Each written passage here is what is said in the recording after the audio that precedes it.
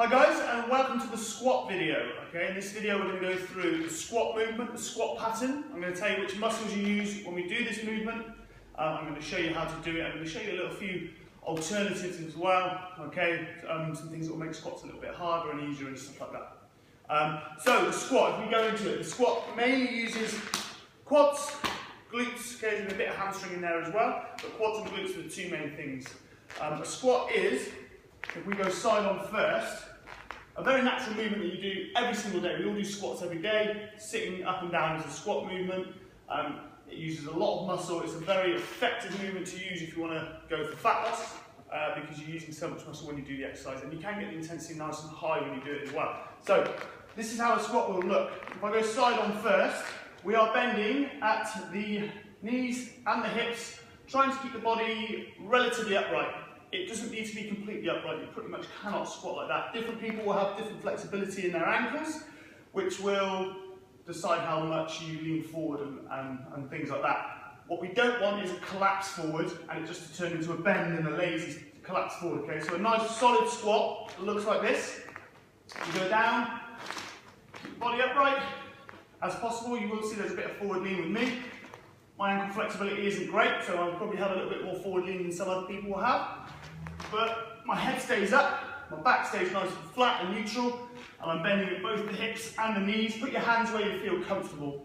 Okay, I want you to have a go at that movement with me. Okay, we'll do 5 reps. I'll go front on for it because I'm going to go through a few things that may go wrong in the squat as well. So, what you'll see people do, I talked about the collapsing forward. You may always also get the knees collapsing inwards, and that just means that you aren't using your glutes. A lot of the time that's just mainly because you're not trying to keep your knees out, and you can correct that quite quickly. So feet shoulder width apart, looking forward, chest up, so you're going to see that logo on my chest the whole way through. And if you do it bad, it will look like this. If you do it well, and you're pushing your knees out, and we're not meaning pushing your knees out over your ankle that way, we're pretty much meaning keep your knee above your ankle. It looks like this, okay? So just do 5 steady reps. When you're practicing, you'll probably notice that my toes are slightly pointed out. Do what comes naturally. Okay, we're all going to look not very different, sorry, we're going to look slightly different when we do this. The principles are the same, but we all have different limb lengths, upper body lengths, that will decide how much you lean forward and stay upright and how much your knee moves, okay? Something that I'll give you a tip on as well is, people will often say when you squat, your knees shouldn't go forward. That is not true, that is a myth. Okay, you do not get extra pressure on your knee from allowing your knee to go forward. We have ankles that move like this for a reason, because we are designed to squat nice and deep. A lot of the time we have limitations in our hips and tight areas, and that's what stops you from squatting nice and low. That's fine.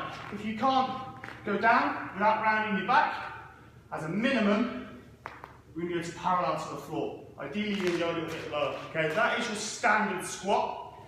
Loads of exercises will then come off that, okay, so you can get jumps in there, so you squat down, you jump up, that will make it harder, okay. Maybe one step before that is the speed squat, so you're doing it with a bit more intensity, and we can go on and on with that. That is the squat. The most important thing you need to take from this video is the body stays relatively upright.